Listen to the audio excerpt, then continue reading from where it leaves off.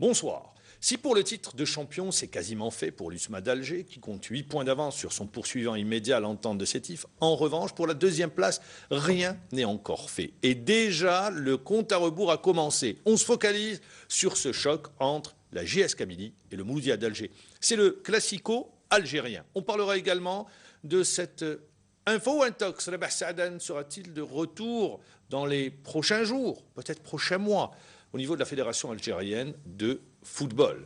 Pour en parler ce soir de ce classico, Mehdi Qassem, milieu de terrain du Mouloudia d'Alger. Bonsoir Mehdi.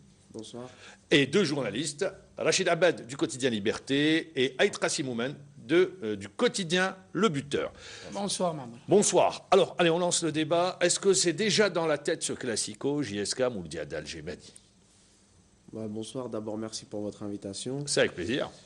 Écoutez, c'est vrai que ça va être un match particulier parce qu'on peut dire que c'est un tournant de la saison, même si on ne se focalise pas sur ce match-là spécialement. Il va rester des matchs derrière. Il restera 6 matchs derrière. Il restera 6 matchs, donc il restera beaucoup de points à prendre. Maintenant, moi pourquoi on ne se focalise pas dessus? Parce que je pense que c'est un travail sur du long terme. On a comment... C'est vrai que si la JSK elle prend un peu d'avance sur nous, ça va faire un peu semer le doute. Disons dans nos que ce têtes. match prend toute son importance du fait du résultat de la JS Kabylie à Sétif, qui s'est imposé 2-0. C'est une victoire importante. Et vous également, ce sera votre deuxième match à domicile et vous réussissez bien à l'extérieur. Je dis deuxième match à l'extérieur, pardon. Écoutez, moi je vous dis, en Algérie tout est possible. C'est-à-dire Même quand une équipe prend 5-6 points d'avance, rien n'est fait dans le championnat parce qu'il suffit qu'elle fasse 2 faux pas et que tu en fasses 2 bons de suite. Tu recolles et tu oui, mais c'est pas rattrapes. spécifique à l'Algérie, parce que c'est partout dans le monde, c'est des victoires à 3 points. Oui. Après, bon, c'est sûr que, bien sûr que dans les têtes de tout le monde, ça va être un match spécial. Et la JSK et le Mouloudia, c'est 2 clubs... Vous regardez les stats avant ou pas? Bien sûr. Hein. La stat qui fait que vous ayez gagné les 4 derniers matchs, c'est un plus? C'est bon pour le mental? C'est bon pour le discours de l'entraîneur? Bien sûr, on reste sur 4 victoires consécutives contre ce club-là, notamment l'année dernière où on a été gagné là-bas et on a gagné chez nous et en coupe, et cette année à l'aller où on a gagné. Sur et ça pourrait être votre adversaire en finale de coupe? Je dis bien, il y a l'éventualité. L'éventualité, bien sûr. Après, c'est sûr qu'ils restent eux aussi sur une bonne dynamique, comme nous, puisqu'on vient de faire de bons résultats à l'extérieur. Vous avez battu Schleff 1-0, match nul à l'Arba 0-0. Voilà, donc ça prouve quand même qu'à l'extérieur, on est solide. Maintenant, la balle aussi, elle est dans leur camp, puisqu'ils reçoivent. Donc nous, on va aller en tant que conquérants, on va tout faire pour gagner le match, parce que si on gagne, on repasse devant, et si on fait match nul, on reste accroché. Donc nous, pour l'instant, on y va avec 1 point. Après, on verra ce que ça... Après, vous verrez. C'est toute l'importance de cette rencontre, comme il vient de le dire à Qassem, c'est un match un petit peu, c'est le match où tout pourrait se décider, notamment sur le plan mental. Si une victoire de la GSK provoquera un écart et un succès... C'est mathématique. C'est mathématique. Question, Moumen. Qassem, est-ce que vous avez déjà vécu des derbies ou GSMB à GSK? Vous connaissez l'importance de ces matchs-là. Un classique comme ça, est-ce que vous avez déjà une idée sur ce qui va se passer, surtout que l'enjeu est de taille? Il y a au bout un podium à disputer, à accrocher. Écoutez, moi je pense que la JSK, ça fait quelques années qu'elle essaye de se redresser. Donc ça fait maintenant 2 ou 3 ans où je pense où ils avaient un projet, c'était justement de réatteindre le podium et d'aller le plus loin en coupe. Je pense que cette année, ils sont en train de faire un bon parcours. Surtout de retrouver la compétition africaine pour la JS Kabylie, c'était son objectif. Maintenant, le Mouloudia, il ne faut pas oublier que le Mouloudia aussi a une grosse écurie, avec un club qui est bien stable, qui est bien en place. Ça fait 2 ans aussi qu'il fait de très bonnes choses, parce que l'année dernière a fait une bonne saison et je pense qu'on est dans la continuité. Parce que faire de bons résultats au Mouloudia, c'est pas facile non plus. Maintenant, je vous dis, c'est 2 clubs qui ont leur valeur. Ça va être un bon match. Je pense qu'il va y avoir du monde. Donc, ça sera une belle partie. Mehdi, juste pour rester dans le sillage de la question de Moumen, on attendait plus cette saison du Mouloudia d'Alger. Je vais m'expliquer. On attendait par exemple beaucoup plus de buts, une attaque beaucoup plus percutante, une équipe qui s'installe confortablement dans le haut du tableau. Qu'est-ce qui fait que le scénario idéal eh bien, ne soit pas déroulé comme ça? Non, écoutez, moi je pense que la première chose qui a fait que on est là, Vous êtes à votre place, vous vous dites... Non, moi je pense qu'on n'est pas à notre place. Moi je pense que le potentiel de l'effectif et la stabilité du club, on mérite mieux. Mais il y a eu des facteurs qui ont fait que ça nous a déstabilisés, notamment le changement de terrain, notamment... Moi je pense clairement que si on était resté au 5 juillet, je pense qu'aujourd'hui on serait en tête avec l'USMA. Vous avez le potentiel technique, vous dites? Oui. Il est là ce potentiel? Oui, on a un effectif riche, on a des joueurs qui ont un certain âge, qui tiennent le groupe, on a des jeunes qui arrivent, qui sont de qualité, on a des joueurs qui sont au sein du groupe depuis quelques années, qui connaissent bien la maison, donc c'est enrichi et on a surtout maintenant une stabilité qui nous permet de travailler tranquillement dans nos têtes. Rachid Abed. Le fait d'être surmédiatisé dans la presse quotidiennement, est-ce que cela n'influe pas négativement sur le rendement de certains de vos joueurs? C'est-à-dire l'exposition médiatique du club.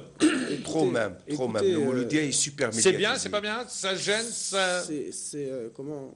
Écoutez, le Mouloudia, dans la tête de tous les Algériens, le Mouloudia, c'est le plus grand club en Algérie. Il faut plus populaire. Le plus qui populaire. a un ancrage très fort dans la société. Maintenant, quand on prend des exemples des plus grands clubs dans les pays, on prend le Real, on prend le PSG, on prend le Milan AC, c'est toujours des clubs qui sont toujours les plus médiatisés. Maintenant, le Mouloudia, c'est vrai que sur un plan médiatique, c'est beaucoup. Il y a beaucoup, comme tu disais tout à l'heure, d'infos, d'intox. Des fois, on ne sait plus si ça c'est vrai, si ça c'est pas vrai. Maintenant, nous les joueurs, on est unis avec le staff, avec la direction. On a une chose dans nos têtes, c'est on ne fait pas attention. Non, Maman, si vous m'excusez. Allez-y, affinez la question. Oui, je voudrais juste lui dire, par exemple, la veille d'une rencontre importante, vous lisez dans la presse, par exemple, l'un de vos responsables dire que c'est un match décisif, il faut le gagner, il ne faut pas laisser des points. Est-ce que cela, parfois, ne vous déstabilise pas ou ne vous déconcentre pas? Non, puisque dans la tête du groupe, on pense la même chose. Quand nous, s'il y a quelqu'un, un membre, un exemple, si demain, Kassi Saïd, il va dire que c'est un match déterminant et tout, automatiquement, nous, dans le groupe, nous aussi, les joueurs, on sait que c'est un match déterminant. Vous prenez comme motivation, quoi. Mais bien sûr. Moi, je voudrais revenir. Est-ce que la question, peut-être, je vais la poser différemment. Il faut être fort mentalement pour jouer au Mouloudia d'Alger. C'est sûr. Voilà. C'est ça, un petit peu. Bien sûr. Ouais. Il faut avoir ce caractère bien trempé. Oui, il faut être debout, quoi. Il faut t'attendre à écouter tout et n'importe quoi. Tu peux être en haut d'une échelle comme tu peux te retrouver en bas. Après, c'est à toi d'être fort là-dedans pour rester. Dans votre parcours cette saison, vous vous dites pour vous, est-ce qu'il y a eu des ratages? Si vous regardez votre parcours. Par exemple, cette défaite contre l'USMA d'Alger, elle a fait beaucoup de mal? À l'aller et au retour? On perd 6 points déjà sur l'aller et le retour. Est-ce que vous restez en valeur absolue sur le nombre, sur le plan comptable, ou vous regardez l'adversaire tout de même? Non, écoutez, moi quand je parle, par exemple, on va parler... Est-ce que vous regardez froidement? Rapidement, moi si je fais un compte rendu des deux matchs, si on prend le match aller, l'USMA marque sur un coup de pied arrêté, encore une fois sur un penalty, qui je ne discute pas, mais juste dans la continuité, on a nous aussi la chance d'avoir un penalty qui est largement penalty que tout le monde a vu quand Roaled accroche Yachir dans la surface, qu'on n'a pas, c'était un match équitable. Maintenant, si on prend le compte-rendu du match retour, où on a joué dans de très bonnes conditions, on avait le match dans nos mains pendant 38 minutes, et après on prend un but, malheureusement avant la mi-temps, qui fait basculer les choses dans la tête, et on rentre en deuxième mi-temps, on encaisse tout de suite un deuxième. Mais pourquoi je vous pose cette question? C'est pas pour se focaliser sur l'USMA d'Alger, parce que je pense que pour les supporters, pour toute la famille mouloudéenne, s'il y a bien un match qu'on va cocher dès l'annonce du calendrier, c'est bien ce type de rencontre. Je suis d'accord avec vous, mais quand je reviens sur ce que me disait notre ami tout à l'heure, l'USMA d'Alger, il ne faut pas oublier non plus que le Mouloudia d'Alger, sur cette semaine, venait de jouer 3 derbies. Donc ça veut dire que le week-end d'avant, nos supporters et toute la famille mouloudienne n'oublient pas de cocher le CRB au 20 août. Parce que où vous gagnez où on va gagner 1-0. Le mardi ou le mercredi, il faut aller gagner un autre derby à Hadjot, où il y a aussi Match une de certaine coupe, ouais. rivalité entre le Mouloudia et Hadjot, où c'est un quart de finale, où ils reçoivent chez eux dans des conditions où c'était vraiment pas facile. Ouais, ouais. Donc on va aussi gagner. Et ensuite, tu joues 3 jours après l'USMA d'Alger, qui reste quand même une bonne équipe. Et avec, Leader du championnat. voilà, leader du championnat, avec un peu de fatigue. Mais malgré tout, quand on regarde, quand un technicien suit le match, c'est vrai que l'USMA gagne 3-0. Avant de céder la main, est-ce que je vais revenir sur votre parcours, puisqu'on va jouer la 24e journée, sur l'ensemble du parcours, pour vous, où est-ce qu'il y a eu le Mouloudia est passé à côté? Sur quel match, par exemple? Est-ce qu'il y a des regrets, Oui, il y a des regrets, sans parler de l'USMA, il y a des regrets sur certains. Je pense que la différence entre le leader et ce qu'il y a derrière, c'est qu'à certains moments, il y a des matchs où eux, Parce qu'il y a 11 points de retard. voilà, au lieu de ne pas les perdre, ils arrivent à faire match nul à l'extérieur. Nous, il y a eu des matchs, on a été chez des équipes qui sont en dessous, par exemple au Mob, à Borj, à Ain Fakroun, où même si tu gagnes pas, Il faut si gagner tu un prends un point, Ouais. c'est point par point, fait que tu recolles. L'écart. Et nous, malheureusement, on a toujours pris un but un peu sur... voilà, je pense que C'est sur ce type de match, Voilà. s'il doit y avoir des regrets. Voilà. Est-ce que vous Rachid Ahmed. estimez que le Mouloudia a été aussi victime de certaines erreurs d'arbitrage durant ce championnat? Écoutez, l'arbitre fait partie du football maintenant. Moi, je peux pas me permettre de dire que devant vous que l'arbitre a fait des erreurs. Maintenant, quand un arbitre... Kassem Hadi, il nous fait du Mourinho, là, par exemple. non, mais Après son match contre Aston Villa, où il dit non, attendez, l'arbitre qui va rentrer chez lui, moi je parle pas d'arbitre. Non, mais c'est sûr qu'on a eu en première partie de saison quelques erreurs d'arbitrage. Maintenant, tant que l'arbitre lui-même le sait, c'est le plus important, parce que l'erreur est humaine. Parce que nous aussi, on fait des erreurs dans le football, comme l'arbitrage peut faire des erreurs. Je ne suis pas là pour critiquer les arbitres. Mais c'est vrai qu'on aurait aimé que Ça fait les partie choses du passent jeu. à la hauteur. Et Ça fait partie du jeu. C'est Voilà. un fait du football. Ça- Voilà. Oui, mais Allez, moi, très je sûr. voulais juste savoir maintenant, est-ce que vous avez le mental? Vous abordez la dernière ligne droite, vous êtes qualifié, vous êtes à un match de la finale, et vous êtes aussi à un point du podium. Est-ce que vous croyez que l'effectif du Mouloudia est bien capable c'est-à-dire de viser les deux objectifs, ou bien vous allez vous focaliser sur la Coupe d'Algérie, par exemple? Non, on est là, on est là en conquérant. On a peur de personne. On a le podium encore un objectif. La finale à un pas où c'est un objectif aussi. Maintenant, il ne faut pas oublier que le Mouloudia l'année dernière, avec tout ce qu'elle a vécu après ce qui s'est passé en finale, va peut-être se retrouver en finale cette année. Donc il faut tirer le chapeau quand même à toute l'équipe mouloudéenne et tout ce qui Vous avez s'ensuit. Chiraga en demi-finale. Voilà. C'est fait déjà vous Non, c'est pas Les fait. joueurs, qu'est-ce que Non. vous dites, vous, les joueurs? Les joueurs, on est... Respect pour l'adversaire. Respect pour l'adversaire, il vient quand même d'éliminer le CSC Constantine, qui est Ouais. quand même une bonne équipe. Donc nous, c'est sûr que dans nos têtes, au lieu d'aller à Constantine jouer chez Raga à Alger, c'est quand même un avantage. Mais maintenant, c'est une bonne équipe qui apparemment a de très bons joueurs. Il y a de la qualité. Il y a de la qualité Donc dans il cette va équipe de falloir Chiraga. s'en méfier. Mehdi Qassem, 5e saison dans le championnat d'Algérie. Je rappelle que vous êtes issu de l'immigration. Vous avez été formé en France, Paris Saint-Germain, puis vous avez connu une trajectoire. Ça fait 5 ans que vous êtes en Algérie. Sétif, GSM Béjaïa, Mouloudia d'Alger. Sur les 5 ans, quel est votre commentaire? Vous découvrez le championnat le football national. Qu'est-ce que vous dites? Qu'il est en progrès dans beaucoup de domaines. Aujourd'hui, le championnat algérien, moi je pense qu'il peut rivaliser avec beaucoup de championnats, notamment quand on regarde les équipes algériennes qui font des Coupes d'Afrique et tout, ils arrivent toujours à décrocher soit un titre, ou soit aller en finale, ou soit être toujours dans le carré d'as. La preuve, actuellement, les équipes qui jouent pour la qualification en Ligue des Champions... On n'arrive pas, depuis la nouvelle formule de la Champions League africaine, Oui, Mehdi On est Qassem, arrivé fort. on n'arrive plus à aller très loin en compétition.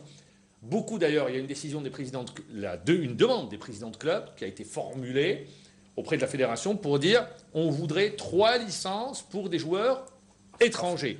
Pour vous, c'est par là que passe le succès, par l'arrivée de joueurs étrangers, ou comme entre guillemets de joueurs africains? Non, pas du Ou est-ce tout. que vous vous dites Moi, je bien, pense que nos clubs ont le potentiel pour aller la Bien sûr, chercher? la qualité elle y est dans les joueurs locaux ici. Il y a beaucoup de très bons joueurs, notamment dans plusieurs équipes.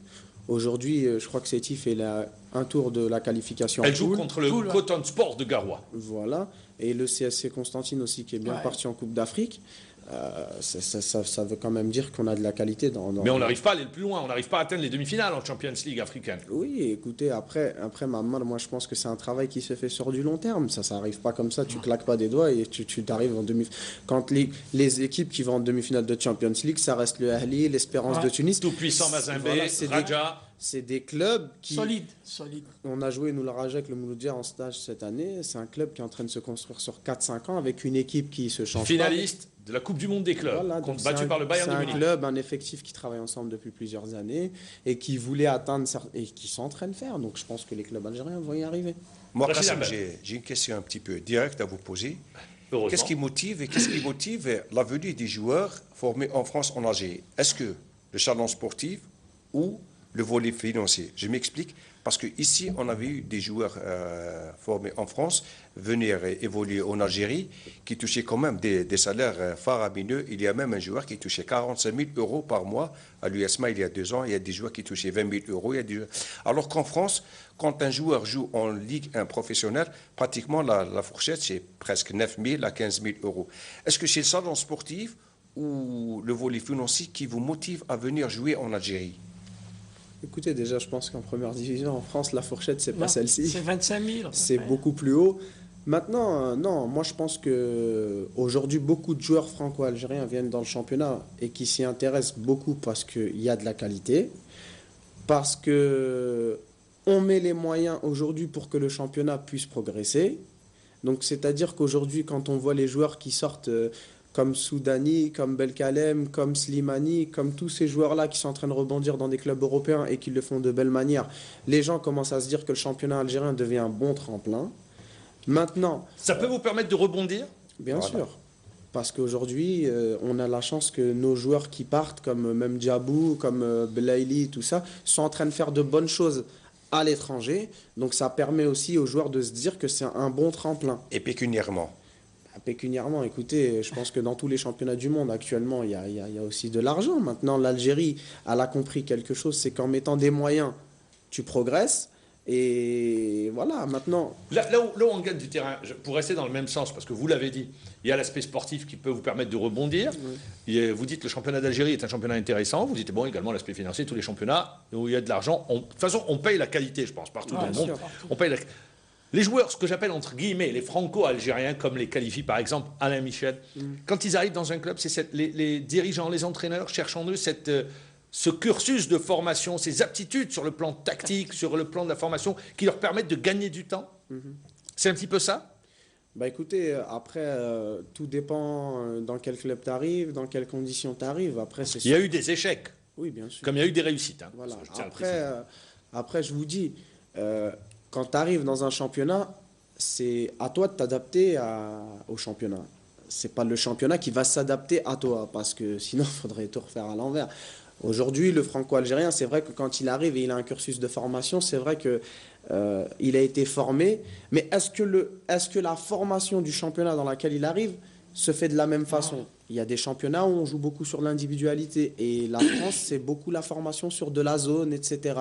Donc, est-ce que ton cursus de formation va te permettre de t'adapter au championnat dans lequel tu arrives? En Algérie, je pense que quand je suis arrivé il y a 5 ans, on était un peu sur de l'individualité, beaucoup sur de l'individualité.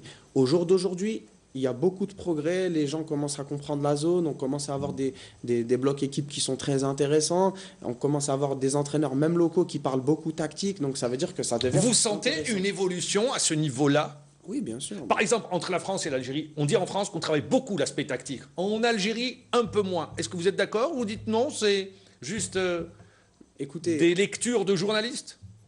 C'est clair. En France, quand tu arrives déjà en préformation à l'âge de 13 ans, on travaille déjà tactiquement. On fait beaucoup de séances vidéo, on fait beaucoup de travail tactique. Jusqu'à en senior. Donc automatiquement, quand tu passes 10 ans déjà avant d'arriver en senior, ou déjà tu n'as que la formation, quand on parle que de zone et tout, donc quand tu arrives en senior, tu es formé. L'entraîneur en senior ne va pas t'apprendre beaucoup plus que ce qu'on t'a appris en formation. C'est-à-dire ce qu'il fait durant le travail qu'il fait, c'est assimilé très rapidement. Voilà. Après, je pense que le travail tactique que l'entraîneur fait en équipe première est beaucoup plus basé sur l'adversaire du jour. Puisque la formation générale, il pense lui qu'elle est déjà faite. Et en Algérie? En Algérie... Il serait intéressant, à travers votre vécu, justement, que le téléspectateur puisse comprendre de l'intérieur. En Algérie, par exemple, vous avez vécu 3 expériences dans 3 clubs différents.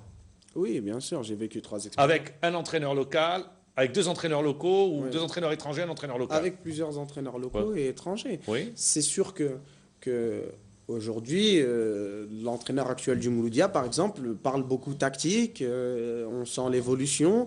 Comme un entraîneur qu'on a pu avoir aussi Alain Guéguer qui parlait tactique. J'ai connu Alain Michel qui parlait tactique. Chacun voit son mode de fonctionnement. Après, c'est sûr qu'il y a beaucoup de progrès. Et on le sent. Dans le jeu, on le sent. On sent, quand je suis arrivé à Sétif la première année, au bout de 60-65 minutes de jeu, on sentait que c'était bien en place. Et après, il suffisait qu'une équipe marque et tu voyais des joueurs se disperser de partout. Vous restez avec nous. Courte page publicitaire et on revient pour la deuxième partie de l'émission. Deuxième partie de l'émission avec Mehdi Qassem, milieu de terrain au Mouloudia d'Alger. Mehdi, pour les téléspectateurs, vous êtes un milieu relayeur? Oui, un milieu relayeur, un joueur qui relie la défense et l'attaque. Vous faites le lien entre les deux, c'est ce qu'on appelle de milieu relayeur. On parlait tout à l'heure justement de cette évolution en Algérie, sur le plan de l'entraînement, sur le plan tactique. Vous dites, je l'ai ressenti sur les 5 saisons que je viens de passer en Algérie par rapport à l'année où je suis arrivé. Quand Rachid Abed vous a posé la question, le championnat d'Algérie peut servir de tremplin pour repartir ou retourner, par exemple, dans un championnat autre, européen, par exemple? Bien sûr, on a la preuve. Je vous l'ai dit tout à l'heure, avec les joueurs qui s'en vont chaque année, on a de plus en plus de joueurs algériens qui partent dans des clubs européens et qui s'en sortent très très bien. Puisque pour moi, le joueur algérien est tellement doué techniquement que quand il part dans un club européen, quand on peaufine après avec le travail physique qu'ils ont là-haut et tout ce qui s'ensuit, eh ben c'est normal que ça en fasse un très bon joueur. Zahir Zerdeb, qui évolue à la GSMB, a refait le chemin inverse. Il est reparti en France jouer au FC Rouen. Au bout d'une année, il est revenu encore au championnat d'Algérie et où il a opté pour le CSC. C'est des cas, excusez-moi, c'est des cas très rares. Zahir, c'est un ami. Zahir, quand il est reparti en France, il est pas reparti dans un club de 2e division ou de 1re division. Il est retourné dans un club de 3e division, en national. Oui. Ou peut-être que lui, il a réessayé un challenge sportif là-bas. Maintenant, c'est sûr que ça n'a pas fonctionné. La preuve, le club est tombé à l'eau. Donc, il est revenu dans un championnat, justement, encore, qui est très intéressant. Sinon, il ne serait pas revenu ici. Moi, je voudrais revenir vers vous, à votre expérience. Quand vous arrivez dans le championnat d'Algérie, c'est vraiment une découverte? Vous allez un peu vers l'inconnu ou vous prenez vos repères avant? Non, moi quand je suis arrivé ici, c'était vraiment vers l'inconnu. Pour être franc avec vous, j'avais pas dans la tête de venir jouer dans le championnat algérien. J'étais dans un club aux Émirats, je suis revenu et j'ai fait des concessions dans ma tête où je me suis dit c'est pas grave, peut-être que ça peut être un bon tremplin.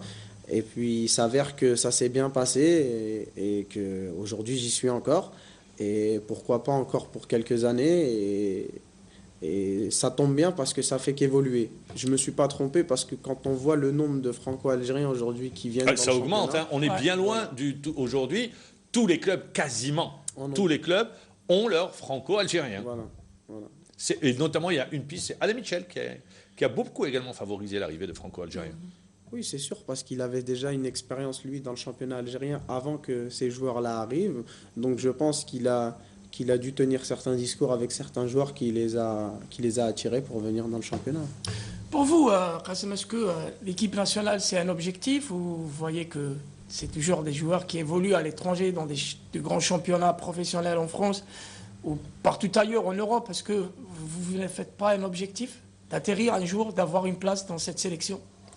Écoutez, dans toute la tête de chaque joueur qui joue au football, je pense que atteindre un jour l'équipe nationale, c'est un rêve. Aujourd'hui, c'est sûr que l'équipe nationale d'Algérie, elle a déjà un collectif qui est déjà mis en place, elle a déjà un effectif qui est en place, c'est des joueurs qui se sont qualifiés pour un mondial. Ce serait dur de leur enlever cette qualification-là. Je pense qu'après la Coupe du Monde, il va y avoir un renouveau. bon, même si la plupart des joueurs sont jeunes. La moyenne, ils sont les jeunes. Hein, voilà, mais bon, le fait d'avoir sa chance après la Coupe du Monde, je pense que ce sera peut-être plus envisageable. Maintenant, on est tous algériens, on va tous. Où est-ce que vous serez au mois de juin? Sûrement en vacances. Sûrement en vacances. Mais je suivrai de très près la Voilà, Coupe c'est du pour ça que je Monde, vous pose la question. En vacances sûrement, mais vous suivrez les matchs d'équipe d'Algérie? Bien sûr, bien sûr. Peut-être même que ceux de l'équipe d'Algérie, et après peut-être la demi-finale ou la finale.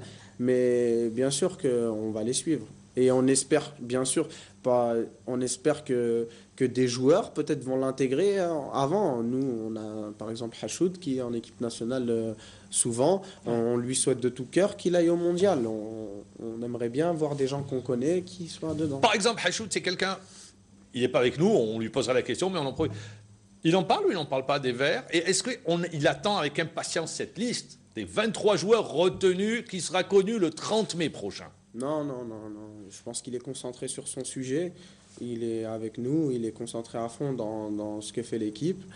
La preuve, il marque quasiment tous les week-ends. Donc c'est un plus pour lui. Il y a une Hachoud dépendance. Voilà, donc maintenant, nous, on lui souhaite, à travers le club, d'aller à la Coupe du Monde. Mais on souhaite aussi qu'il reste concentré avec nous jusqu'à la fin de l'année. En 2010, Qassem, vous frappez au port de l'équipe nationale. Qu'est-ce qui s'est passé? Racontez-nous exactement ce qui s'est passé lors de votre sélection en équipe nationale locale. Bah écoutez, ça s'est bien passé. J'ai frappé, c'est vrai, plusieurs fois au port de l'équipe nationale, où c'est vrai aussi de temps en temps, on me le répète que c'est vrai, j'avais fait un stage auparavant et un stage l'année dernière où ça s'est bien passé. Dans ma tête, c'est un plus. Maintenant, c'est sûr que si j'ai pas atteint l'équipe nationale A aussi, c'est que je dois encore travailler parce que sinon, j'y serai. Et ça veut dire qu'il me manque encore certaines choses pour y arriver. Il faut travailler sur ça au quotidien pour essayer d'y arriver un jour. Mais je vous dis, je me focalise pas dessus. Le plus important, c'est aujourd'hui, c'est de finir la saison en beauté avec le Mouloudia. Finir la saison en beauté, ça veut dire quoi pour Mehdi Qassem? D'essayer d'être sur le podium et puis essayer, pourquoi pas, de remporter la coupe cette année. C'est un objectif? Vous en parlez entre vous, les joueurs? Bien sûr. Écoutez, avec ce qui s'est passé l'année dernière, où ça a été très dur dans nos têtes de vivre ce qui s'est passé, aujourd'hui, on a la chance d'être encore à un pas de revivre une finale. Pour moi, c'est exceptionnel parce que personne ne pouvait savoir comment allait réagir le Mouloudia cette année. Parce que les gens parlent d'une continuité en oubliant ce qui s'est passé. L'équipe aurait pu très bien mentalement ne pas suivre cette année. Et les gens auraient pu dire c'est avec ce qui s'est passé l'année dernière. Mais non, ça veut dire... Ça aurait fait partie des commentaires. Voilà, je pense qu'il faut tirer quand même chapeau aux gens qui sont arrivés, qui ont su prendre le bateau. Et puis l'équipe, surtout les joueurs qui sont restés très très forts dans la tête pour faire quand même ce qu'on est en train de faire. Un parcours quand même honorable.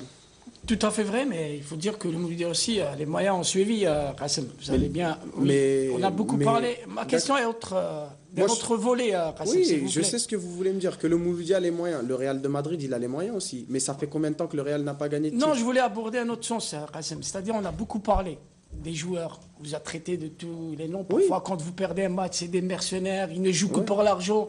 Est-ce que c'est très difficile de vivre ça et de reprendre le sac d'entraînement et aller à l'entraînement comme ça? C'est pas frustrant à chaque fois d'entendre des choses pareilles? Mais on est payé pour ça. On est payé pour ça. Maintenant, il faut comprendre le supporter. Voilà. Il faut comprendre le vrai supporter aussi. Il faut comprendre celui qui aime vraiment l'équipe aussi. Et ça, c'est important parce que nous, en tant que joueurs, le plus important, c'est ce que je vous ai dit, c'est de rester unis. Après, quand le groupe il est uni, ce qui peut venir autour, c'est pas grave puisque tu es payé pour faire ce métier-là. Maintenant, tu dois pas répondre à ce genre de... Mais vous êtes des compétiteurs. Ça m'étonnerait qu'un compétiteur rentre pour perdre sur le terrain. Non, bien sûr. D'accord. Donc c'est pour ça, quand on dit les joueurs mercenaires, on vous qualifie de mercenaires, c'est énervant quelque part. Ça fait mal? Bien sûr, ça fait mal, parce que quand tu rentres pour ne pas perdre. Parce que si tu fais ce métier et que tu as envie de perdre, il ne faut pas venir. Il faut changer de métier. Voilà. Après, il faut savoir que le football, c'est un sport où il y a toujours un gagnant, un perdant. Il y a des façons de perdre, il y a d'autres façons de perdre. Je vais reformuler la question. Qu'on lie les performances du Mouloudia d'Alger à l'argent, Est-ce que c'est pas également faire un faux procès parce que le lien n'est pas là? Vous venez de prendre l'exemple du Real Madrid. Ouais. Je ne suis pas d'accord sur ce fait-là. Le Mouloudia, aujourd'hui, n'a pas mis les moyens pour que le club ait toute sa grandeur. C'est comme ça que les gens devraient parler. C'est-à-dire que le Mouloudia est un grand club, le Mouloudia doit être suivi comme un grand club. De grands moyens. D'accord, avec de grands moyens. Aujourd'hui, c'est ce qui se passe. Maintenant, le Mouloudia Lié la performance à l'argent. a un projet. Est-ce que c'est pas un procès injuste? Non, bien sûr. Mais aujourd'hui, je vous dis, le Mouloudia, il a un projet, c'est vrai, sur quelques années. On espère de tout cœur que ça va réussir. Aujourd'hui, on a lié le même problème à l'USMA il y a 3 ans. Tout à fait. La première année, l'USMA n'a On rien avait gagné. parlé de Dream à fait Team. vrai. L'année où Ouais, ouais. vous parlez de Le Mouchia avec un salaire comme ça, ils n'ont rien gagné. Ouais. Donc aujourd'hui, nous, on n'a pas de salaire de cette sorte-là. On a des salaires à la valeur de chaque joueur. Ouais. Et on a un groupe, un effectif qui travaille pour atteindre des objectifs. Et aujourd'hui, le Mouloudia a quand même 2 objectifs encore en continuité jusqu'à la fin du Podium. championnat. Coupe. En parlant Rachid d'objectifs, Abed. moi je voudrais revenir sur ce qu'a dit hier Maamar Djebbour ici sur ce même. Ah, qu'est-ce que j'ai dit, studio, rappelez-moi.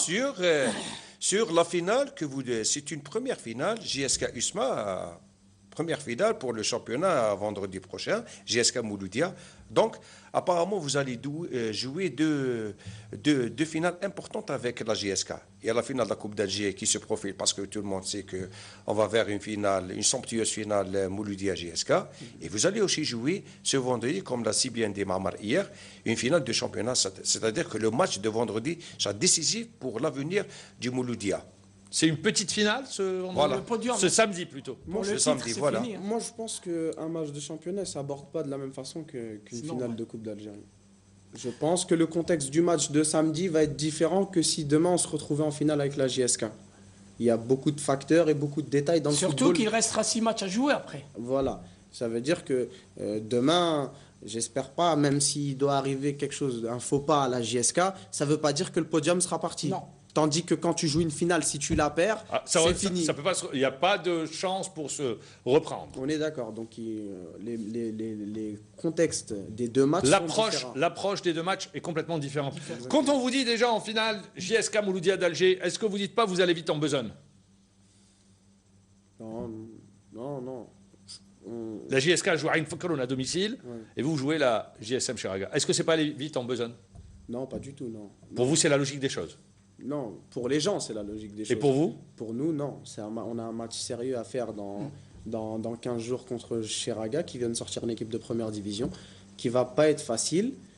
Et il va falloir... Ils vont faire très le sérieusement. match de leur vie, Chiraga. Bah, c'est normal, je pense Comme que... l'a si bien dit Angelesco dans ce même studio. Voilà. Tout joueur qui joue aujourd'hui dans des divisions inférieures veut se montrer. Elle a la chance de jouer une demi-finale contre le plus grand club en Algérie, 2 Coupes d'Algérie. C'est normal que les Vous joueurs vous se inscrivez montrent. dans le projet Mouloudia d'Alger? Oui, bien sûr. Sur la durée? Bien sûr. Moi, j'ai renouvelé ma confiance à Kassi Saïd en début de saison. Donc, je suis instauré dans le projet.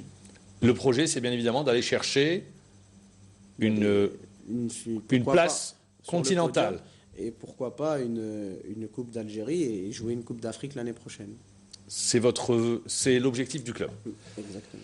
Alors, on arrive également à cette question, messieurs. Ça fait la une de l'actualité. Info, Intox, Rabah Saadan serait-il de retour? Peut-il vivre hors Fédération algérienne de football Rabah Saadan? Ou bien est-ce, du côté de la Fédération, on est en train de préparer l'après-mondial ou dans l'éventualité où Vaïd Alilozic ne resterait pas? Qu'est-ce que vous dites, messieurs? Ça, c'est une bonne éventualité. Je pose la question. Après, parce qu'il y a le plan A, il y a le plan B. Donc pour vous, il y a 2. Alors qu'est-ce que vous dites? Info, Intox. Parce que c'est parti à partir d'une rencontre entre le président et Rabah Saadan au siège de la Fédération algérienne de football. Il y a eu cette rencontre. En présence de 2 membres du bureau fédéral. Mercredi passé, en présence de Zefzef et Walid Sadi, les 4 hommes ont discuté un petit peu de la situation générale de l'équipe nationale, de l'organisation de la Donc défaite. ils ont surtout parlé des malentendus qu'il y avait c'est vrai, et on a levé ils ont- les équivoques. Ils ont aplané les divergences. C'est une bonne chose pour le football algérien. Mais ce que je n'ai pas compris, est-ce que les propos de Rabah Saadan parus sur la PS ont été déformés ou mal interprétés. C'est Parce une que lui, lecture il dit- qui a été faite, c'est une lecture. Oui, parce que lui, il dit, moi, Pas dans la dépêche qu'a donnée la PS, oui, chez les journalistes. oui, mais nous, à Liberté, nous avons repris la dépêche de la PS. Et là où il dit que je suis de retour pour le football, pour organiser la DTN, alors que ce sujet n'a jamais été abordé avec le président Haroura. Haroura lui a proposé de prendre l'équipe nationale olympique. Saadane a dit non, moi le terrain pour moi c'est fini. Moi mon travail c'est le développement et la formation. Donc là le patron de la PAF Mais il y lui a a un DTN, dit, il y a un DTN en place. non, pas en tant que patron de DTN. Il voulait lui proposer un poste au À la sein- formation, il y a tout à la fait corriger. formation, oui. Il y a tout fait corriger. Parce que lui, il veut quelque sorte s'orienter vers les jeunes. Lui, il veut faire la formation vers les jeunes. Et là, Haroura lui propose un poste au niveau du département de formation pour prendre en charge et faire un plan d'action de formation vers les jeunes. Avec D'abord, Tracey pour Moulin. revenir à Info Intox, je pense, dès lors qu'il y a eu... On peut se rencontrer, prendre un café, c'est pas pour ça que je vous ai proposé. Oui. Quand on se rencontre pour prendre un café, on le fait dans Mais c'était le dans cas. un café mort, Ils sont pas vus depuis 3 ans. Ils se sont revus au siège de la fédération. Cette fois-ci, Donc, ça faisait vraiment, 3 ans. ça donne un peu... Et il y a eu attaque par presse interposée. Et justement, à mal, j'allais arriver, donc c'était beaucoup plus pour aplanir les différends, pour voilà, et évoquer un éventuel retour de la Saadane. Je dis éventuel parce que je pense qu'il n'a jamais été question qu'il reprenne les choses en main. Lui, il parle dans un plan d'action sur la formation des jeunes entraîneurs. Donc, pour le moment, il y a un DTN en place, c'est M. Hadouche. Il y a un DTN en place. Monsieur Hadouche qui a demandé un congé sans solde. Est-ce qu'on ne peut pas faire une lecture, par exemple, que Vahid Halilovic n'est plus incontournable, Rabah Saadane aussi, Quand qui a... après le mondial. Non, attendez, je On ne parle pense pas qu'on puisse poser la d'après-mondial. question comme ça. La question, c'est moi, est-ce que Vahid va prolonger ou pas après le Et mondial? après, C'est ça. Mammar, d'accord, ok. C'est un petit message aussi à Vahid, voilà, Rabah Saadane, ton prédécesseur, est bien prêt à reprendre du service. Donc, il faut qu'on accélère les choses, il faudrait qu'on fasse les choses dans les meilleurs délais. C'est la lecture que vous faites. C'est la lecture que je... Mais attendez, après Rabah Saadane, maintenant, s'il revient à de meilleurs sentiments et reprend... Pourquoi les sentiments, vous mettez les sentiments au milieu? Écoutez, Mammar, il avait bien dit que moi, tant que les choses n'évoluent pas dans le bon sens comme il le voyait lui, il ne revenait pas. Mais là, il a changé de discours. Il a dit Soyons francs. il a dit aussi, moi je ne suis pas demandeur. Moi je ne suis pas Heureusement demandeur. d'ailleurs, c'est Sauf- Rabah Saadane qui sauf- nous a fait qualifier à la Non, Coupe du Monde des pardon, demandeurs de sauf travail. que, attendez, moi je vais... Lippi a bien quitté la squadra Azzurra Azzurra pour après prendre le un club championnat du monde, oui. Arrigo Sacchi a bien quitté. Bon, il y a Ouais. pas, c'est pas, Non, non, non. normal. c'est Mammar, pas c'est écrit pas- ad vitam aeternam Ah, aussi. vous l'avez si bien dit au début, c'est le plan B. C'est-à-dire que Saadane pourrait éventuellement Reprendre. succéder à Vahid Halilovic après viens le de le mondial dire. au cas où Vahid ne Il poursuivra viendrait pas sa assurer un mission. intérim. Il viendrait assurer l'intérim.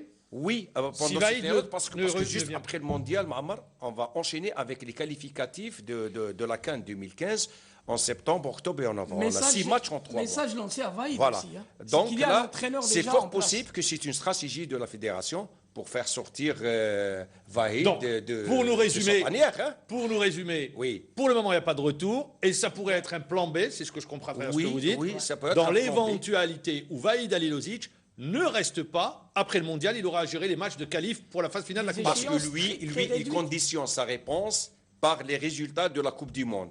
Dans la tête de Vahid, il veut pas donner sa réponse maintenant. Il dit, attendons de voir le parcours de l'équipe nationale. Après, mettons-nous autour de table et discutons l'éventuel contrat. Surtout comme Et là, Harourawa ne veut pas être pris de court. Lui aussi, il a son...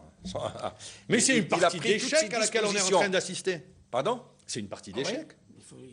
Oui, Mammar, Entre pourquoi Vahid pas, hein. et Raourawa, d'après ce que vous dites. Mammar, il y a un tirage au sort qui va se faire le mois d'avril.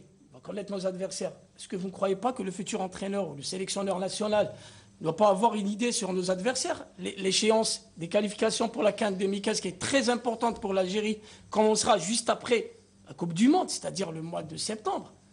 Donc, Mammar, voilà, on a très bien pour le compris. moment, Pour ne pas- Saadane qui a été toujours, on va entre guillemets, le pompier de service. qui Non, a c'est pas toujours lui, rendu- c'est pas lui. Il y en a eu un avant.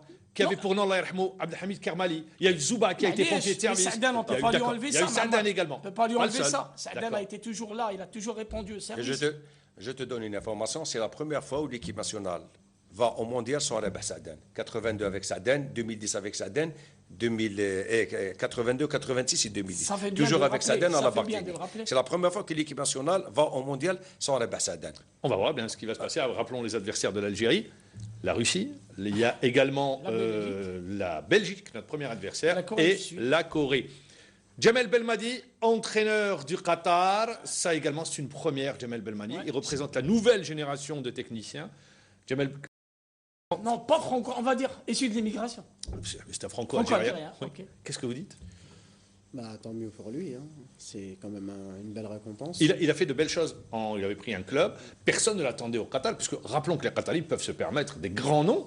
Comme ils ont pris le Paris Saint-Germain, ils auraient pu prendre notre nom, un grand nom de. Mais en ayant suivi un peu, il a fait de très belles choses. Très avec belles un club- choses. Avec un club qatari et Avec Il a la gagné le sélection titre. olympique. avec la sélection. Et la olympique. Coupe d'Asie, Donc, oui. Coupe pourquoi d'Asie de pas, l'Ouest. Pourquoi pas, il va avoir sa chance. Et on lui Il souhaite- représente la nouvelle génération de techniciens. Ouais. Bah, on lui souhaite tout le bonheur.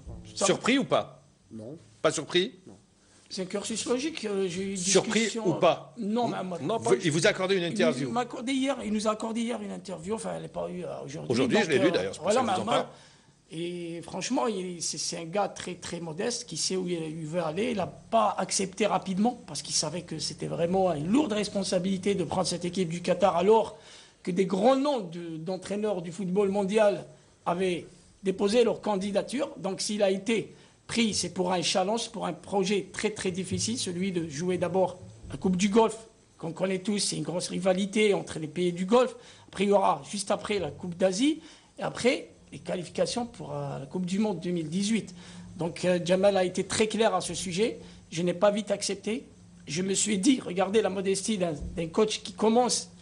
Il s'est dit que peut-être qu'il était encore trop jeune pour prétendre postuler un poste pareil. Mais après, quand il a ressenti cette grande confiance, Il a placée en pesé le lui, pour et le contre, voilà, et la Mahmoud, confiance, il a il a accepté. accepté. On lui souhaite tout le succès, surtout qu'il le mérite. Hein. Rachid Abad, Surtout que surpris ou pas? que sur la table du président de la Fédération qatari, il y avait des CV très étoffés. Tout à fait, Donc Jamal le Rachid. fait qu'il ait choisi Jamal Belmadi, C'est tout un honneur. Ce n'est pas un cadeau. Hein. Qu'est-ce qu'on peut vous souhaiter? On arrive à la fin de l'émission. Mehdi Qassem, à cette fin d'émission, qu'est-ce qu'on peut vous souhaiter pour cette fin de saison? Bah, écoutez, la réussite pour nous et pourquoi pas un titre de décrocher. C'est tout le mal qu'on vous souhaite. Merci Mehdi Qassem d'avoir été avec nous. Merci également pour Aïd Qassimoumen et Rachid C'est Abad. Je vous dis au revoir et on se retrouve demain à la même heure.